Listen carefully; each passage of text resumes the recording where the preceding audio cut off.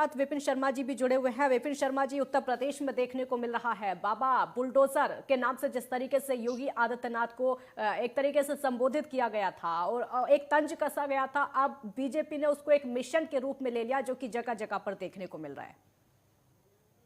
जी, इसमें कोई दो राय नहीं है काजल जी। बात समझनी पड़ेगी कि अगर आपने सड़कों को चौड़ा करना है, सौंदर्यकरण करना है शहर का, तो जो अवैध निर्माण है, अतिक्रमण, उनको हटाना पड़ेगा। क्योंकि rule for one rule for all, उसमें ये दोहरे मापदंड से काम नहीं चलने वाला कि यहाँ पर अगर यहाँ पर कि ये सिर्फ बोल दिया जाए कि ये बदले की भावना से हो रहा है, तो ये सरासर गलत होगा यहाँ पर। क्योंकि यहाँ पर आप अगर अमूमन देखा जाता है हिंदुस्तान की राजनीति में कि यहाँ पर वोट बैंक की राजनीति होती है और आप अपने अपने वोट बैंक को साधने के लिए फिर आप एक सॉफ्ट अप्रोच अपना लेते हैं, तो जो कि गलत है। यहाँ पर अगर आपने कोई कायदे कानून बना रखे हैं तो उन पे निश्चित बात है कार्रवाई होनी चाहिए।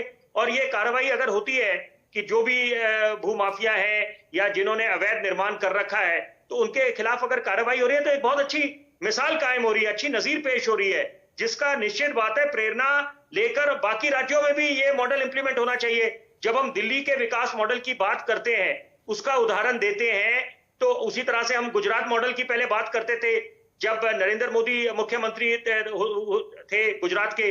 तो यहाँ पर ये बातें सब पे लागू होती है कि अच्छा काम कोई भी सूबे का मुख्यमंत्री करे किसी राज्य का, तो वो उसकी प्रशंसा होनी चाहिए, उसका समर्थन होना चाहिए। लेकिन इसका दूसरा पहलू भी है, जैसे सिक्के का दो पहलू होते हैं, इसका दूसरा पहलू ये भी है कि यहाँ पर ये भी समझने की आवश्यकता है कि ये जो क्या उनको नोटिस दिया गया पहले, जिन लोगों के खिलाफ कार्रवाई हो रही है, कि आप पहले समय रहते अपना जो अवैध निर्माण है उसको खुद हटा लें। क्योंकि दिल्ली में हमने देखा कि अलग अलग इलाकों में जब बुलडोजर चला था तो वहां पर जनता ये बोल रही थी, जिनके खिलाफ कार्रवाई हुई, कि यहाँ पर हम लोगों ने तो खुद अपने आप जो अतिक्रमण थे उसको हटा लिया था। तो ये बातें समझनी पड़ेगी। उसके बाद निश्चित बात है कि अगर कार्रवाई हो रही है और पहले नोटिस उनको मिला हुआ है, तो उसके बाद अगर नोटिस का अनुपालन नहीं हुआ है तो निश्चित बात है कार्रवाई बनती है। और यही हो रहा है यहाँ पर, क्योंकि एक संकल्प क्या लिया था मुख्यमंत्री योगी आदित्यनाथ ने जब कार्यभार उन्होंने संभाला था 2017 में, उन्होंने बोला था कि हम उत्तर प्रदेश को उत्तम प्रदेश बनाएंगे। और सबसे बड़ी बात मैं बोलना चाहूंगा, लाल किले की प्राचीर से जब प्रधानमंत्री ने देश को संबोधित करते हुए अपना एक सपना साझा करा था, उन्होंने बोला था हमने आने वाले वक्त में हिंदुस्तान की इकोनॉमी को $5 ट्रिलियन बनाएंगे। वहां पर प्रेरणा लेते हुए योगी आदित्यनाथ ने बोला था कि उत्तर प्रदेश का योगदान $1 ट्रिलियन होगा।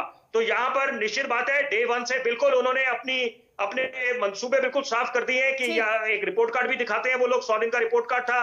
और यहाँ पर उन्होंने बिल्कुल साफ संदेश दे दिया है कि यहाँ पर विकास को तवज्जो मिलेगी। और ये जो इतने वर्षों से होता आया था कि जाति, समुदाय, धर्म, इससे ऊपर उठकर सबको, सबका साथ, सबका विकास, सबका विश्वास और सबका प्रयास, और ये होना चाहिए, अमल होना चाहिए इस पे।